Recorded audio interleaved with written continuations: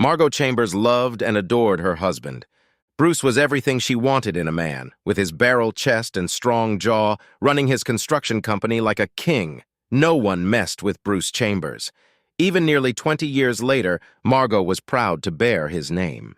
He was a fantastic lover, a wonderful father to their 2 children, a patient man with her son from her first marriage, who had been living separately with his father for the past few years. Although the frequency of their sex life had decreased somewhat over the years, the quality of it hadn't changed.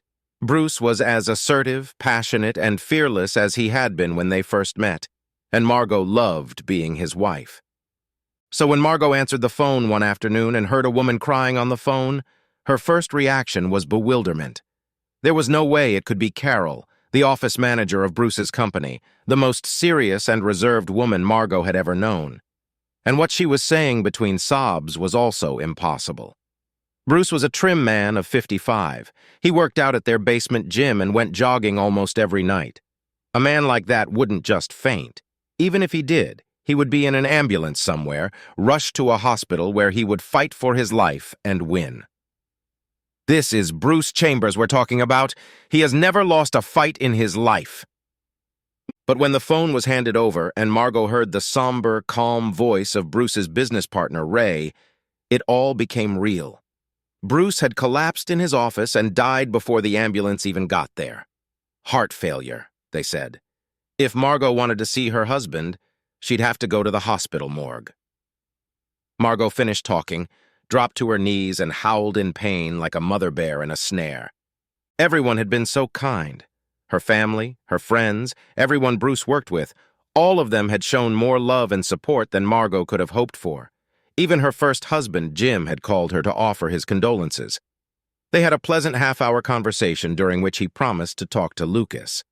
Their son was 23 years old, and he hadn't spoken to Margot in 5 years. Perhaps this could be the first step toward reconciliation. Bruce's parents were alive, and he had a sister. Of course, they were all devastated, but the funeral expenses were shared with Margot. The service was held in a huge church and was well attended. Bruce was popular, a pillar of the community. As Margot sat in the front row and watched 17-year-old Jerry and 14-year-old Tom stand up and give eulogies in honor of their father, she was proud of them. Both Jim and Lucas appeared, dressed in dark, neat clothes rather than the strict black suits and ties most men wore. Father and son had intended to sit in the very back row of the church, but Margot's parents wouldn't hear of it. Margot felt a pang of jealousy as Lucas hugged his grandparents. She collapsed onto her late husband's casket, and she wanted Bruce's strong arms around her. The whole mess with Lucas never seemed so awful when a big, strong man cradled her against his big, strong chest. After the funeral, people came up to the next of kin to offer their condolences. Margot tried to focus on the people who approached her, but her heart was racing. Jim and Lucas joined the line of sympathizers, and in less than a minute she was actually looking into the eyes of her oldest child. A child? Margot had been 24 when she'd given birth to Lucas, only a year older than he was now. She'd heard his voice when he talked to his half-brother and sister, and here he was, a young man in a neat dark shirt and jacket, looking at the 47-year-old woman he used to call Mom. She could still see the rage in his eyes, but he was clearly determined to respect the situation. Margot was very proud of him, but she had the good sense not to say it out loud. "Thank you for coming," she said. "I'm so glad to see you." She was sincere. Indeed, it was so obvious that she meant it that both parties were a little puzzled. Lucas swallowed and looked at the brooch holding her neckerchief in place. "I'm sorry for your loss," he said. He nodded dryly and walked away.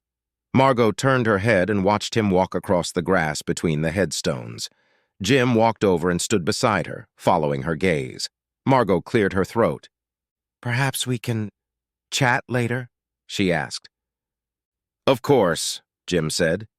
But when the gathering moved on to the wake at Margot and Bruce's luxurious home, Jim and Lucas were no longer in sight. For the headstone, Margot had chosen a classic vertical rectangle of polished granite, sturdy and uncomplicated. It seemed right for Bruce. Along with his name and dates, it was carved with the inscription, "A fearless husband and loving father." He would have loved it. Margot visited the grave almost every day. Her sense of emptiness was almost constantly felt in her chest, so the still stone block was a comfort. It reminded her of the need to be fearless herself. She had 2 children approaching adulthood, and they needed her to be strong. Her friends told her she was an attractive woman, but Margot couldn't even think of anyone else right now. Bruce had taken out a life insurance policy, typical of him to think of such things, and she had also inherited his share of the construction company. Still, Margot wasn't ready to think about that, so she focused on being careful with the money she had. One late October afternoon, some 6 months later, Margot was walking through the churchyard on her daily visit, when something made her stop like a dug-in on the path. At Bruce's grave was a woman squatting in front of the headstone, the way someone might squat in front of a baby. Margot could only see her from behind, but her long, black, slightly curly hair and stylish clothes gave her an immediate sense of feminine appeal. The woman was resting her hand on a granite stone, and Margot felt like yelling at her to stop touching it. The woman straightened up. She was petite, but she stood tall, her black-heeled boots visible from beneath the hem of her long, honey-brown coat. She kissed her fingers and moved the kiss to the top of the headstone. After waiting a moment, she turned to leave. Margot felt her throat constrict. She guessed the woman was attractive, but she hadn't been prepared for how beautiful the young woman's face was. She had dark eyes and lashes, slightly coarse eyebrows, and there was liveliness in her expression, as if she found the world wonderful and attractive. The woman was heading for the churchyard gate, which meant she had to pass Margot. Their eyes met for a moment, and the black-haired woman nodded politely to Margot, about to step around her. Margot glared back fiercely. "Who are you?" she asked. The woman stopped like a dummy. "I beg your pardon?" I said, "Who are you? It's none of your damn business who I am." "My husband's grave is over there, so I think it's my business." The woman blinked. Then her face broke into a wide, surprised smile. "Oh my God, you're Margot!" Margot stepped back as if the woman had hit her. The woman whined and shook her head. Then the smile returned, a little shyly, and she looked at Margot with a kind of warmth, as if they were comrades who had been swindled by the same crook. Margot did not smile back. "I asked you a question." "Yes, I see," said the woman. "And if you are Margot, I will gladly answer it. But before I do, I have a question for you." The young woman straightened up and looked Margot in the eye. "Do you really want to know who I am?" Margot suddenly felt a bad feeling. The cold feeling that had just rumbled through her stomach was telling her that she wasn't going to like what this woman had to say. What made it worse was that the warning was probably genuine. Margot knew from experience how hard it was to brush off painful things unless the person telling you was motivated by malice. But if this woman walked away without telling her anything, Margot would always wonder who she was, or rather, who she was, to Bruce. Margot guessed that Bruce had probably slept with this woman, but what else was there? And how often? It was probably better to know for sure than to let her imagination play out. "Tell me," softly. "All right," the woman said. "I've warned you." The woman straightened up. Margot pulled herself together. "I'm a sex worker, and Bruce was my client." "My husband did not go to a sex worker. As a matter of fact, he didn't, but I had him." "I don't believe you." "Oh, that's fine. No problem." The woman turned to leave. Margot was out of her mind. "Why would he go to a sex worker?" she exclaimed. "Look, Margot, can I call you Margot?" "What should I call you?" "You can call me Faya." "Is that your professional name?" "It's the name Bruce knew me by." Faya looked at the tombstone with a pensive expression on her face. "He never knew my real name." Margot stared at the woman, trying to figure out what this illicit relationship might have been. There was clearly more to it than money, despite what Faya had said, unless prostitutes made a habit of visiting their clients' graves. "How did you find him?" Margot asked. "I hadn't seen him for months," said Faya. "It was normal. Then one night I got bored, so I Googled him. That's when I came across the obituary. It's unfortunate. He was a special person." "Why was he special to you?" "Oh, it's a long story." Faye seemed to have an idea. She looked at Margot, sizing her up. I charge $300 an hour if you're interested in hearing more. I'm not going to pay you for a story. Don't you think I have a right to know? Honestly, no. Faya gave her a charming smile. I'm going to have lunch at that little tea house I saw on the way, and if I don't see you again, I wish you a pleasant life. Faya started down the path. She had an easy, swaggering gait that annoyed Margot to no end. Margot had always thought she and Bruce had had an exceptionally good sex life, and the thought that he might not have felt the same was a terrible blow. But what could have been missing? Margot was ready for anything, any kinky thing they could imagine. Bruce always said how lucky he was to be married to such a sexually adventurous woman. Okay, Faye was younger, but that couldn't be the reason, could it? Margot walked over to Bruce's headstone. In her mind, the inscription now read, "A treacherous bastard and a lying cheat." "What the fuck, Bruce?" she shouted to the granite rectangle. "What the hell? What the fuck, really?" Faye sat at a small, round table covered with a white lace tablecloth and looked out the window, framed by frilly floral curtains. She had just finished a surprisingly tasty Caesar salad and was wiping the corner of her mouth with a napkin when a lush-breasted Margot burst into the tiny establishment. The bell above the store door rang like an alarm, but Faya smiled and beckoned her in. Margot walked past the other customers to a table by the window, her face darkening. "Please have a seat," Faya said, pointing to a vacant chair. Margot plumped into the chair, placing her bag on her lap. She looked furious. "I suppose you want cash?" she asked angrily. "I'm afraid so. My purse is a little small for a credit card machine." Margot held out freshly rolled-up bills from the ATM across the table. Faya took the money and slipped it into her purse without checking it. The waitress, an older woman and owner of the tea shop, came over to put the dishes away. Faya gave her a dazzling smile and ordered tea for two. Watching her, Margot could clearly sense that Faya was enjoying herself. "So," said Faya as the waitress left, "where would you like to start?" "How did you first meet Bruce?" "I used to work at a gentleman's club. There was a bar and a small dance floor and private rooms that could be rented by the hour. Myself and the other girls would chat up the men, talk them into buying us drinks, and, if they were in the mood, take them upstairs for special favors." "Sounds charming," with a smirk. "Not a word I would have used. But the club was clean, shiny, and very expensive. I was making good money. A waitress came over with a tray with a full tea set on it. There was a small round teapot with matching cups and saucers, and a matching milk pot and sugar bowl. On a tiny matching mini saucer were 4 chocolates. Faya looked at the ensemble and flashed one of her dazzling smiles. "Now that's what I call charm!" The waitress smiled as she rearranged the tea items on the table. "You have a lovely place," Faya said, "and the salad was excellent." "Well, thank you." The old woman turned pink, almost bowed, and left. Faya poured 2 cups of tea while Margot watched from under half-closed eyelids. "Speaking of charm," she said, "you're quite good at it." "Thank you, Margot." "Was this part of the club training?" "In a way," Faya replied coldly. "Part of my job is to make men feel good about themselves. It's like the opposite of being a wife." Margot bristled. "I've been nice to Bruce." "Really? What's that supposed to mean?" "Listen, Margot," Faya said.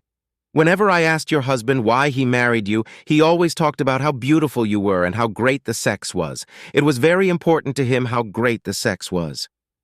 "And yet he paid to have sex with you?" "Not really." Faye sighed and took a sip of her tea, raising her pinky finger. "Look, technically, yes. He'd sign me up for 2 hours, we'd get naked and have sex.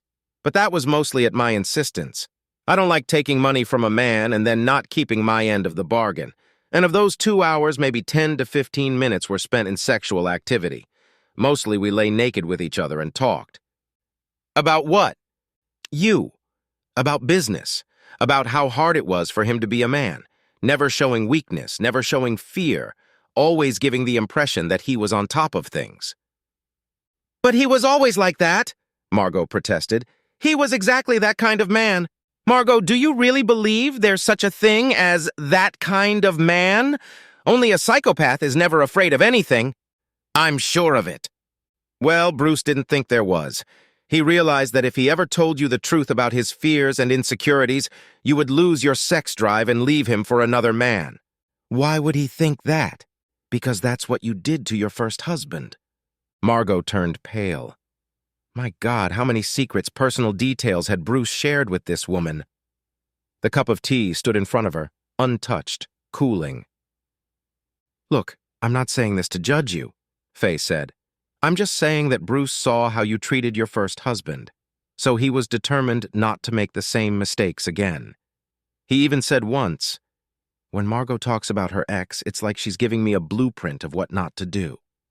You shouldn't talk about what's bothering you. Don't share how you really feel about something, and absolutely don't talk about thoughts that might include cutting back on spending. Problems with making money. Because that's what your first husband did.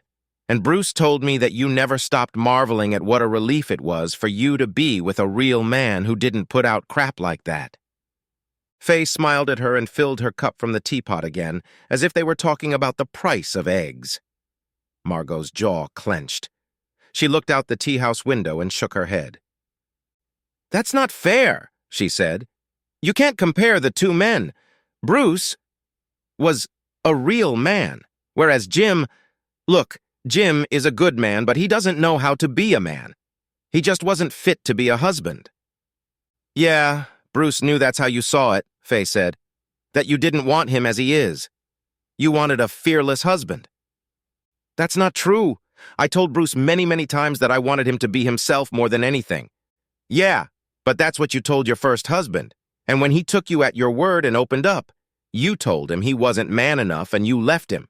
So when you said to Bruce, I want you to be yourself, he took it to mean, I want you to be the kind of husband I want you to be. That's a lie. He has fearless husband written on his tombstone. What more proof do you need? Margot jumped to her feet, pounding the table and nearly knocking over the cups. She was pale, her nostrils flared, and she stared intently at the other woman. But even as her rage overwhelmed her, when she spoke, there was desperation in her voice. You didn't know Bruce! You didn't know Bruce! No, you didn't know Bruce, Faya said calmly. And you weren't interested in meeting him. What you wanted was a perfect marriage, and if Bruce didn't give it to you, you would have left him for a man who would. What do you know about marriage? You're a whore. Faye jumped to her feet. No, you're the whore, she screamed. You're the one who cheated on your first husband and then made both men lie to the child about it. You took the little baby away from his father when Bruce moved in with you and then filed a false child abuse report to get away from your ex. Margot's eyes bulged with horror. Yes, he told me about it, Faya said fiercely. It was the first time we met. Bruce showed up at the club drunk, broken, and self-destructive. He had just found out what you had done, so he was going to have a dozen prostitutes and ruin his marriage. Ironically, I was the one who talked him out of it. Why should I believe that? I don't care if you believe it or not. But my own parents are divorced, so when I heard there were 3 children in the emotional cesspool you created, I thought I should at least try to help save the marriage. Faya grabbed her coat, put it on, and grabbed her purse. A waitress came over and stood nervously nearby, clearly wanting to intervene in the altercation, but not quite sure how to do so. Faye threw her an apologetic look and put $50 on the table, almost double what was owed. Then, frowning, she pulled out the remaining bills and tossed them to the side of Margot's desk. Here, Faya said. Your payment. Faya turned and walked away. The bell on the door jingled as she opened it, and there was an awkward silence after it closed. Margot hadn't visited Bruce's grave in over a week. When she finally forced herself to go, she was surprised at how plain the headstone looked. Gray, nameless, nothing special. The phrase, fearless husband, now seemed like a bad joke, and there was a streak of white bird shit running through his last name. Margot had a pack of baby wipes in her bag just for such an occasion, but she didn't bother this time. Let the rain wash it off. She left the churchyard and walked across town, trying to deal with her emotions. She was very, very angry, and as she walked through the market square, she realized that the reason for her anger was that she felt like a failure. She had married Jim, thinking he was a real man, only to find out that there was nothing extraordinary about him. Then she met Bruce, went and did exactly the same thing. Margot remembered how Bruce's company had been under investigation by the fraud department a few years earlier. It had turned out to be the result of malicious rumors started by a competitor, and Bruce had sued their collective asses. But while it was still going on, it was a serious concern because even the possibility of a scandal could ruin them. Ray, Bruce's partner, had lost a lot of weight and looked like warmed-up death, with circles under his eyes and prematurely graying hair. Bruce, while troubled, maintained his confident demeanor, his positive attitude, and continued to pay a lot of attention to his wife. In a world full of scary people like Ray and Jim, Margot felt happy around a real man like Bruce. But now it turned out that Bruce was no different, that he was just as afraid of financial ruin as Ray was, and just as afraid of losing his children as Jim was. The only difference was that Bruce had managed to hide it, and Margot now remembered how many evening meetings Bruce had at that time, sometimes even on weekends. She felt cheated. Instead of dealing with his fears like a man, he'd run off to this little pint-sized slut. Margot realized that it wasn't the mental image of Bruce having Faye that bothered her so much. That would at least show some masculinity. No, it was the image of Bruce curled up on the bed, resting his head on the girl's lap, sobbing with fear as she stroked his hair and said, "Here we go, here we go. Everything will be all right." Margot returned home and went straight upstairs to the bedroom. She started taking Bruce's clothes out of the closet and throwing them on the bed. She hadn't decided yet whether to sell or give them away to charity stores. But for now, she would roll everything up and put it in the spare room. When the kids got home, they could probably browse, just in case they wanted something as a keepsake. It took Margot less than an hour to get her late husband's things out of her living room and into the spare room. Then she made herself a cup of tea and turned on her computer. A friend had sent links to a couple of dating sites aimed at Margot's age group, plus another for dating potential cougars and boy toys. Margot decided to put together a profile for all the sites. She was an attractive woman in her 40s and thought she could expect to make a decent acquaintance. Besides, she had to give herself a chance to be with a real man for a change. There had to be some, didn't there?